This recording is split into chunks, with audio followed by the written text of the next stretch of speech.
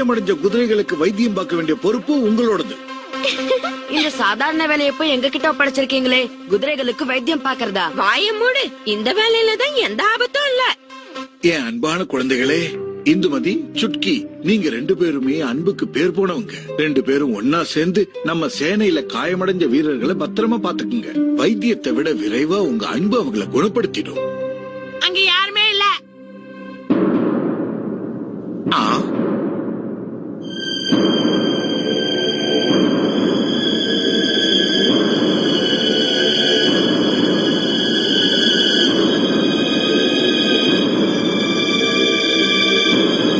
ஏன் அவங்க நம்மள தாக்க மாட்டேங்கிறாங்க? அந்த அந்த ஒற்றன் எங்க போனா? ஆளையும் காணோம், தகவலும் இல்ல. ஏதோ ஒரு குழப்பம் ஏற்பட்டிருக்கு அப்படின்னு எனக்கு உறுதியா தோணுது. ஆனா அது என்னன்னுதான். பீம் மாதிரியே எனக்கு அந்த சந்தேகம் இருக்கு மகாராஜா. சூரியன் உதிச்சதிலிருந்து நாம இங்க இருக்கோம். போர் ஆரம்பிக்கும்னு காத்திருந்து காத்திருந்து நம்ம வீரர்கள் அசந்துட்டாங்க. ஆனா இங்க போர் ஆரம்பிக்கிறதுக்கான அறிகுறியே தெரியலையே. சரி, அப்படின்னா நாம தாக்குதல் ஆரம்பிக்கலாம். தாக்குதலா? யார தாக்குறது அரசே? உங்க குழப்பம் எனக்கு புரியுது பீம்.